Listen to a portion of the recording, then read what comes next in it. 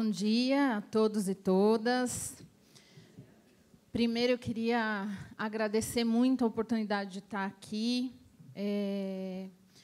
na pessoa da Tati e da Carol, né, que me convidaram em virtude do trabalho que a gente realiza lá no Irineu Marinho. Quero dizer que a Ana, eu estava dizendo para ela, ela disse que estava com a fala nervosa, eu falei, faz parte. É uma responsabilidade muito grande, eu estava até falando com o Toninho um pouco antes, está aqui em cima, está falando com a rede da qual eu faço parte. Então, gente, vocês precisam me ajudar, porque... E outra coisa, a gente está falando de uma prática que esse espaço não favorece, né? Se falou tanto em círculo, mas aqui a gente está em auditório e a gente aqui, vocês aí, dá uma solidão imensa. Outra coisa, uma responsabilidade enorme, está do lado de todas as pessoas que falaram aqui e ainda falar por último. É difícil. Para começar, eu queria ler uma coisa aqui, porque a gente combina, a gente conversa, mas eu, particularmente, vou sentindo o caminho e, de repente, as coisas mudam, costumam mudar durante o percurso. Então, às vezes, eu fico parecendo até mal educado, porque eu estou ali, eu estou no celular o tempo todo, porque tem uma parte que se constrói ao longo desse contato. E aí, com tudo que a gente ouviu hoje, eu queria iniciar dizendo que esse currículo que colocaram aí diz muito pouco de mim, né? E não me contenta, embora eu tenha dito que me contentava, não me contenta. Então, eu vou ler um pouquinho do meu currículo aqui para vocês, o qual eu intitulei como currículo poético. Sou Lisandra, flor de lis. Floresci contrariando o ciclo da natureza em um dia frio de outono. Talvez, por isso, goste tanto do acolhimento de minha casa. Era a primeira filha e muito desejada, o que não impediu que meus pais, Sônia e Ari, se desentendessem gravemente por influência alheia de natureza etílica. Ainda assim, fui coberta de amor e brincadeiras. Aniversário de bonecas, aeromodelos, muita música, muitos livros, que são a minha maior herança e estão guardados até hoje. Muito teatro. Tenho um irmão, um pouco filho, mais novo, Yuri, um dos melhores pianistas que conheço, paixão da minha vida. Viajava sempre para a casa dos meus avós maternos no interior, de Janira e Walter, em Marília. Foram eternamente apaixonados um pelo outro e faziam serestas ao piano e violão noite adentro.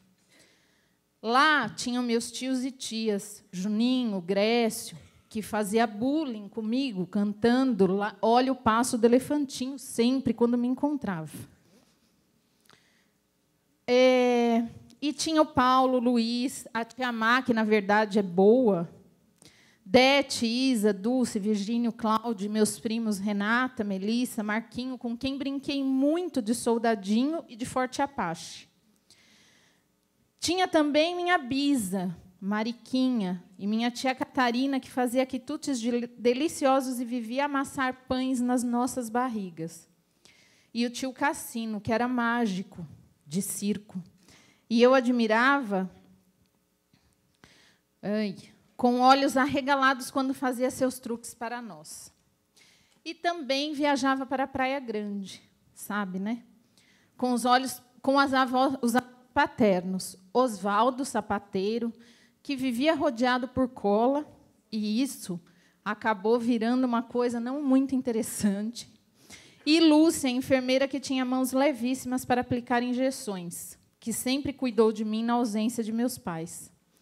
Também tinha a tia Vera, a Cida, a Persides, a barbearia do tio Rubens, com o chão forrado de cabelos, e a bisa rosa, e os fios que desatávamos nos encostos das cadeiras. Todos primos e primas também. E tinha o mar, a areia, as tardes mansas de conversas na rua e noites mornas de caminhadas longas e de pedaladas. E tem meu filho, Thales, que é um doce, que é um menino maravilhoso, um presente que a vida me deu. E tantos outros, e tantas outras. E tenho tantas cicatrizes, tantas marcas, tantos pedacinhos costurados no meu tecido de vida, tantos fios traçados, tantas cores, tudo tão maleável, tudo tão inacabado. E hoje, aqui, costuramos mais um ponto, traçamos mais um fio, estampamos mais uma marca, abrimos mais tantas possibilidades. Então, eu trouxe... Obrigada.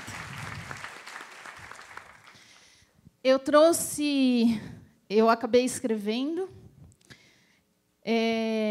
tentando traduzir um pouco do que é a dimensão humana e de quantas coisas estão guardadas em cada um de nós, né?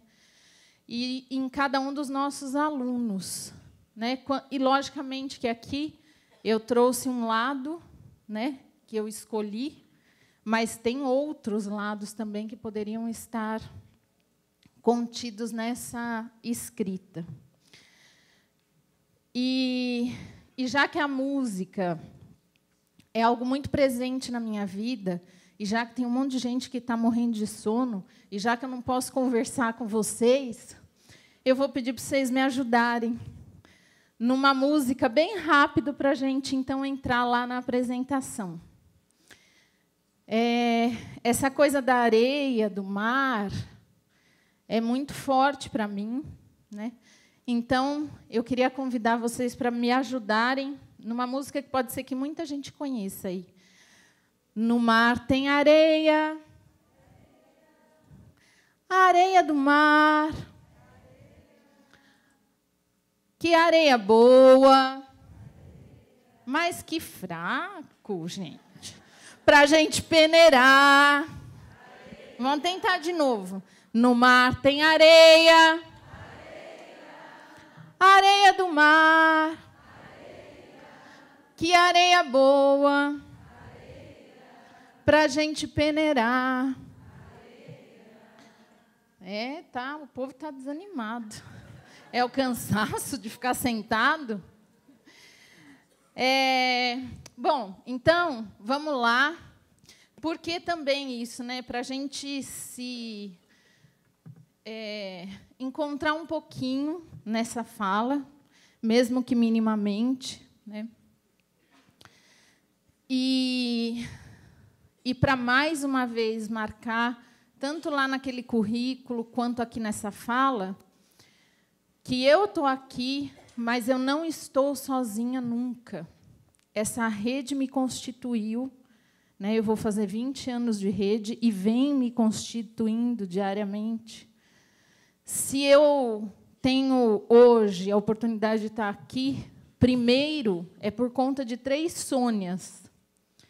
A Sônia, minha mãe, que muito me ensinou. A Sônia Goretti, que era diretora do Marlene Rondelli, MF Marlene Rondelli, que foi a primeira pessoa que me falou sobre mediação de conflitos, justiça restaurativa. E eu, como coordenadora, falei, bom, agora eu tenho que... O projeto está na escola, eu tenho que aprender, né?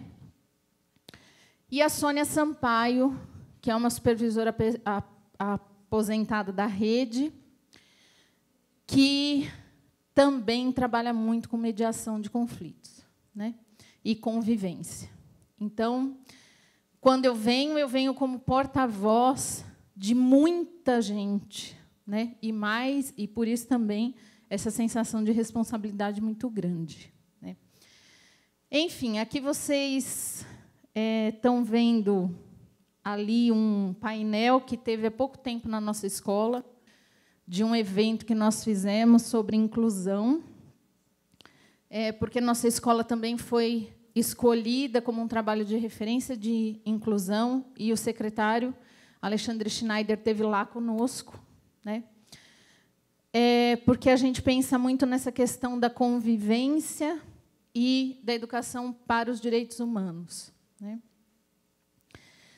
Aqui vocês estão vendo um pouquinho da foto da equipe, da visita do secretário e também do secretário da pessoa com deficiência.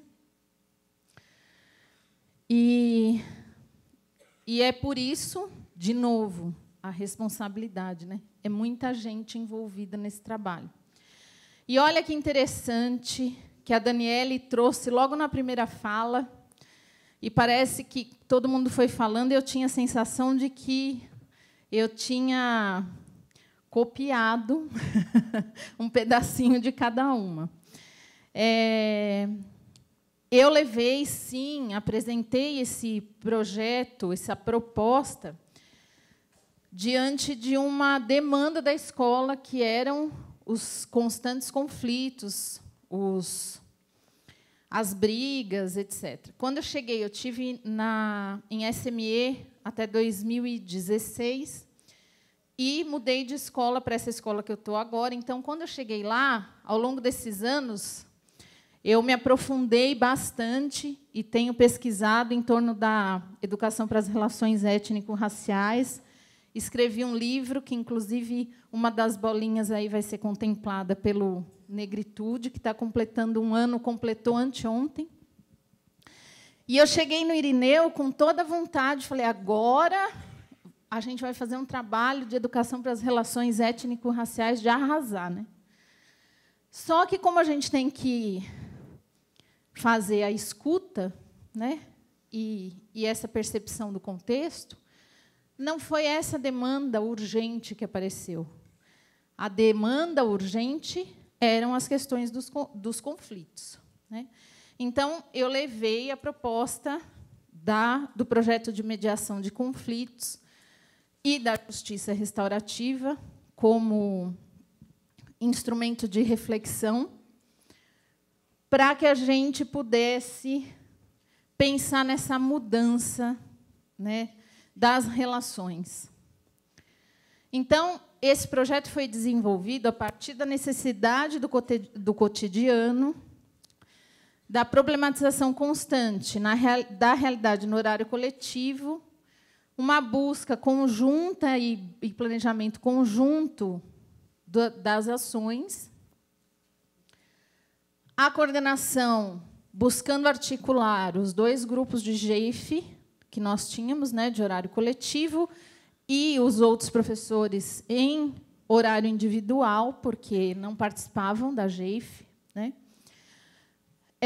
Registros próprios nos cadernos de roda de conversa que eram compartilhados com os professores. O envolvimento coletivo, porém, também o compromisso e o desenvolvimento individualizado, porque quem está lá na sala toda hora, todo dia, são os professores, né? Então, se não tiver esse compromisso, esse envolvimento, a gente não consegue desenvolver. E, felizmente, o projeto era da escola, não era meu projeto. Era um projeto, uma demanda da escola, né? E um trabalho interdisciplinar que foi muito interessante, o quanto esse projeto tem possibilitado esse trabalho. Começou em fevereiro do ano passado, né? E aí eu coloquei um a um, mas eu vou passar tudo aqui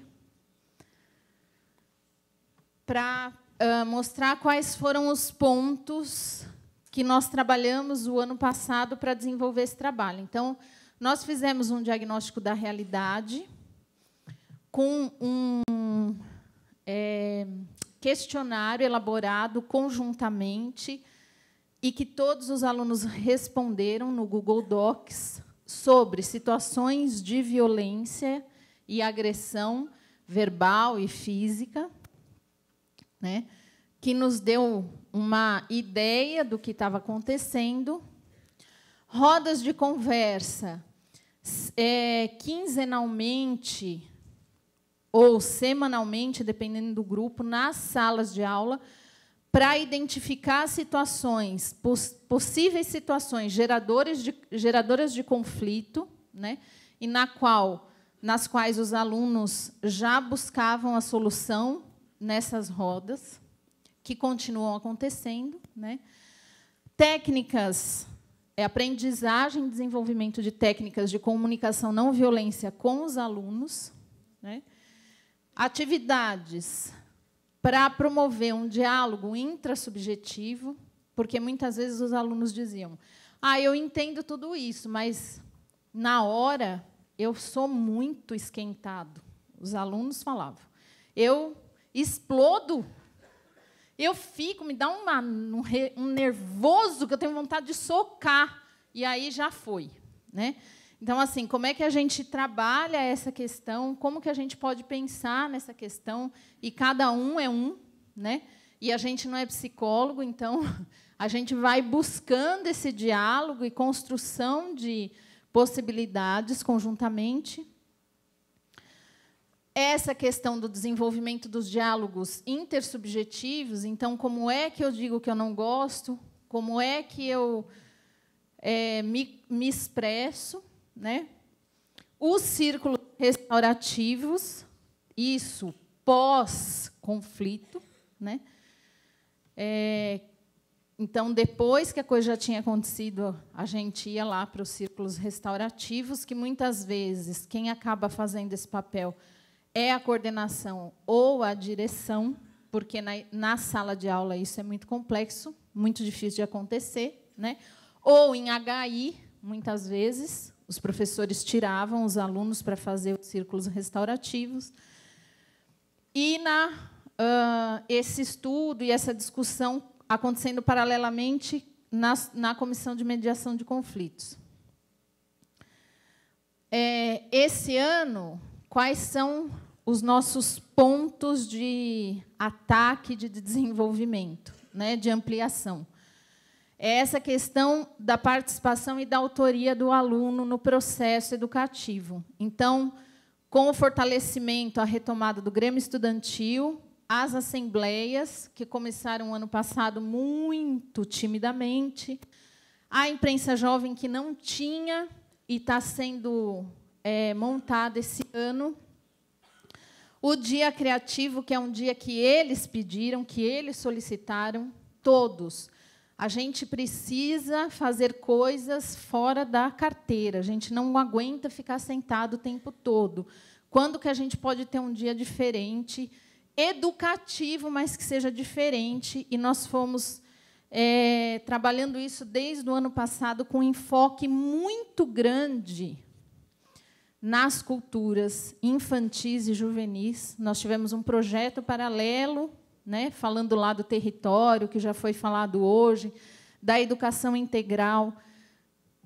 Um trabalho muito forte com hip-hop, né, o Banks, que alguns devem conhecer aqui, um rapper conhecido, que faleceu ano passado, esteve conosco lá, trabalhando, né? Dentre tantos outros artistas, nós levamos no dia 2 de dezembro, 65 artistas para grafitar a escola, né? E o Conselho Participativo. Então, essas são as nossas necessidades, como eu falei: ampliar as práticas culturais, fortalecer o trabalho da comissão, né? E trabalhar com os temas geradores de conflito. Então, o nosso PEA hoje discute aqueles temas que foram levantados pelos alunos geradores de conflito. Então, questões raciais, questões de gênero, né? A questão da intolerância às diferenças. Então, nós temos discutido isso e a questão da participação e da gestão democrática como ponto de estudo para nós, para que a gente possa promover com maior profundidade, né, essa prática de convivência e, principalmente, prevenção de conflitos, né?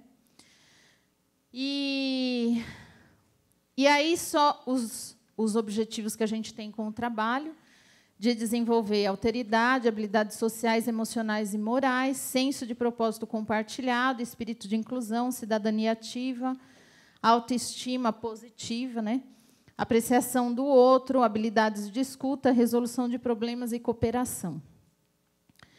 Então, e a gente tem pensado muito nisso, como a violação dos direitos humanos e a convivência entre os estudantes estão relacionadas, né? Então, aí a gente faria até uma reflexão mais aprofundada, mas não vamos fazer, aos direitos humanos e o princípio que já foi trazido hoje, né? Mas no quanto estas questões estão presentes no território dos alunos fora da escola. A gente vive descolado dessa realidade, se a gente não prestar atenção, não lembrar dela cotidianamente, e que isso faz parte daquele currículo lá, que nem sempre é tão poético, né? É um currículo que traz uma vivência muito difícil. Essa foto é bem antiga, mas a situação é bem real, que é a questão dos refugiados, né? Tenho que encerrar, mas só vou mostrar as últimas fotos aqui. A questão do trabalho infantil, né? Esse não é uma foto do Brasil, é do Congo, mas a gente sabe que isso também acontece aqui no Brasil, só que a gente não está vendo, né? A questão da negritude, uma questão muito séria, a questão da mulher, a questão de gênero, que é impossível não falar, né?